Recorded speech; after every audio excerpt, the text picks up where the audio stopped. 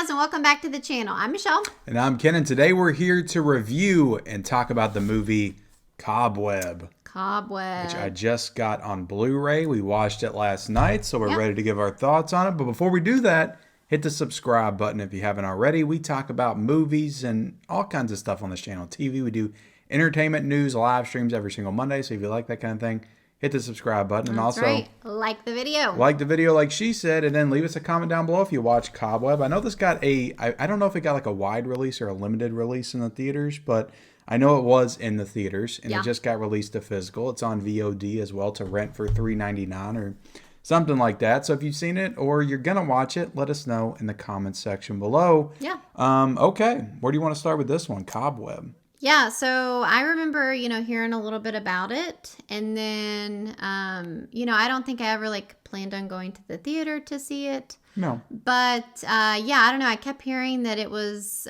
pretty good. And so, obviously, whenever you hear that, it did pique my interest. And I was excited for you to get it when it came out on physical. So, but yeah, I got to say, I really enjoyed this movie, actually. I did as well. And, kudos to the reviewers and the people that said this was good and hyped it up, because I don't feel like I knew anything about it. I don't feel like anybody really let anything slip. Yeah. I just heard that it was good. And I went into it with that mindset. Yeah. And I was pleasantly surprised by the time I got done, because there are some big twists and turns in this movie that I was gonna, speaking of twist, I do feel like I had heard that there was a nice twist that I guess maybe felt more original than some other, horror movies that we get. And so I do feel like I'd heard that. So I was kind of expecting, a twist at some point. But yeah, I mean, it was really good. And I don't want to, I feel like me saying this might spoil the movie. Mm-hmm. So I don't know if I want to, but I will. I'll go ahead. It just gave me Malignant vibes. Okay. Is all that I wanted to say. Yeah. And I'll just leave it at that. I don't feel like that's too much of that could kind of be interpreted and. It can be interpreted, and it's not ways. Exactly like Malignant, right? But they're just the shift from what you think the movie is, right, to what it actually is so drastic in the third act that it reminded me of Malignant.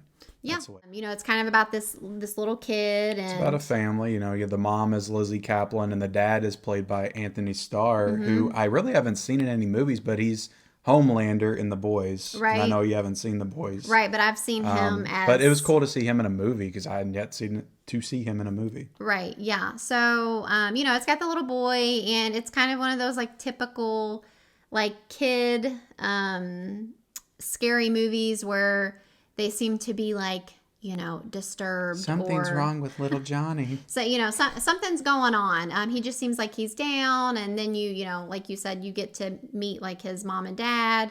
And it took me a minute, but then you kind of quickly realize something's weird about this family. But you don't really know. You don't really know what. And so it definitely leaves it. It's very. There's definitely something off with the parents, for sure. Right. And where they live and just the way that they say and do things. You can just definitely tell there's something weird going on. Yeah. But they keep it very vague. And for me personally, it just kept me wondering okay, where's this going? This is keeping me interested. And the casting of actually, I think his name is Anthony Starr. I kept saying the Anthony. Boy? No, the dad. Because I'm reading right here, and I think it is Anthony Starr. Oh, okay.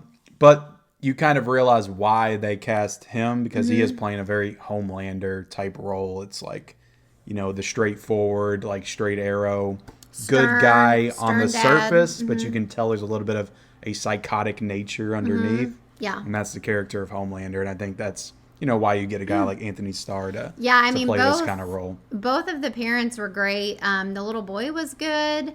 I don't know if I've ever seen him in anything. No, he's probably new. I mean, he looked very young. Yeah, probably he's 8 or quite 9, young. so this might be one of his first movies. But I thought good, that he did. Yeah, I thought he did good, and I don't know. It's kind of hard to talk about without the girl that played the teacher. Her name is Cleopatra Coleman, and she was in Infinity Pool. Yeah. She was okay for the role that she had, but I didn't think her role was like super important. Yeah, she was kind of felt a little unnecessary in parts. Yeah. But she has a role to play by the time we get to the end. But she yeah, did fine sure. for what she was given. Yeah, but the movie, it just kind of starts out like just something, something going on. I was kind of thinking maybe he was just like gonna be haunted by a ghost or. Yeah, you think it could be multiple things. Yeah, like just the way that they portray what's going on. Right. I was kind of expecting like him to have like nightmares and be haunted by a ghost or something like that. And I'm not gonna say if that's what it was or not, but that's just kind of what I was anticipating. Because I'm not trying to spoil it, but he's hearing a voice like in the walls of the house. Yeah. So it has a little bit of like the people under the stairs vibe to it as well, which I enjoyed. So he's hearing a voice, but you don't know if he's really hearing the voice. Is it in his head? Right. Is it something that's physically there? Is it a ghostly presence? Like you don't know what the hell's going on. Right. Until you get to that last act. So yeah, and I mean they definitely, I don't know, I'm trying to think like when things started moving, like you kind of got. But I will say of what was happening. that before that, it does play a little bit. I'd say the first 45 minutes really do play a little bit like kind of just a generic like supernatural haunted house type story. Mm-hmm.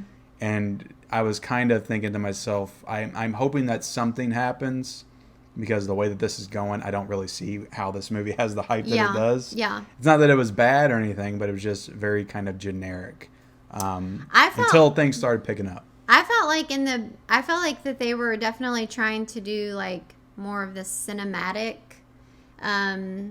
experience. I don't even know who directed this. Like in the beginning, there's just this like it's like the music overlay over some scenes. Yeah, good score too.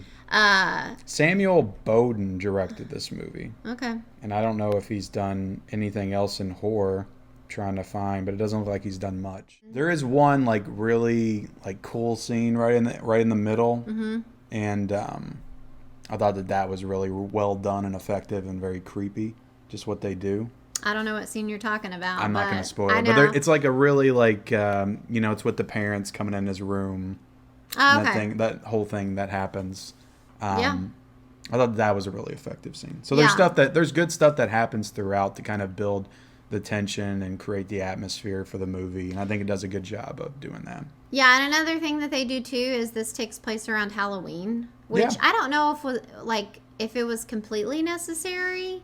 No, but it's good timing because if this is coming out around Halloween, this is a good like Halloween fall watch because of that. Yeah, absolutely. I mean, Halloween is definitely a part of it, and it's not like in your face Halloween movie, but it's definitely they got a nice little pumpkin patch in their backyard, so they're growing pumpkin. It definitely has those fall vibes, and so definitely recommend checking this out. And I think because of that, like this might be one that I'll return to, a few more times, just because it isn't Halloween and because it has those kind of spooky fall season vibes.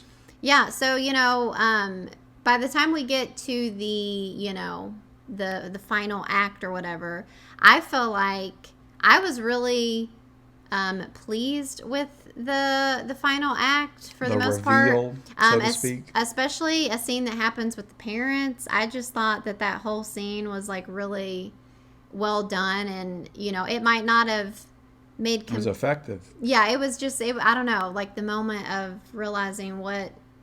Well, it was so effective because what happens after?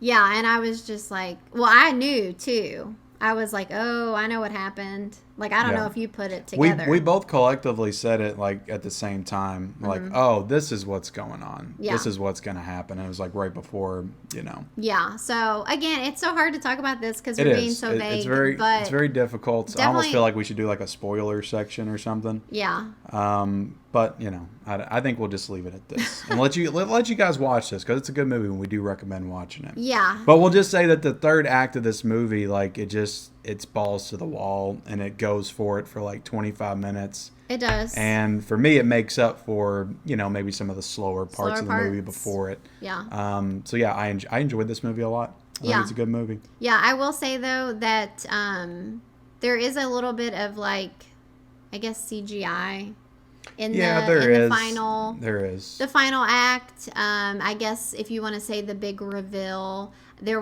I wish that they had chosen to just maybe show a little less when it came to that. They were doing good. Yeah. And then all of a sudden, yeah.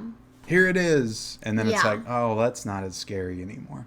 Yeah, I don't know. I didn't love it, but I still enjoyed it a lot. So yeah, but I try not to hold that against it because it is a more low budget horror film. So I'm sure they did the best what they could, what they had to work with. So sometimes less they're not is getting more. the James Wan budget. Yeah, You know?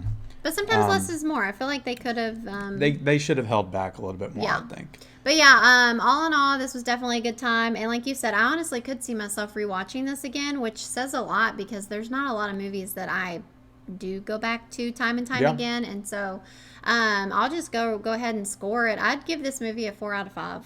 Yeah, I was going back and forth. I think that right now I'm feeling a 3.5 out of 5. And again, I really enjoyed it, but there are some other aspects of the movie that I didn't think were as strong. So okay. I'm going to give it a 3.5 out of a 5. But it's still a really good, fall spooky movie that we would both recommend. Yeah, right? for sure. Both recommend checking out. But thank you all so much for watching our review and taking the time to watch this review for Cobweb. Definitely check it out and definitely subscribe to our channel if you haven't already. Like this video and comment down below if you got any thoughts on Cobweb as well. Yeah. And we'll see you next time. Bye, guys.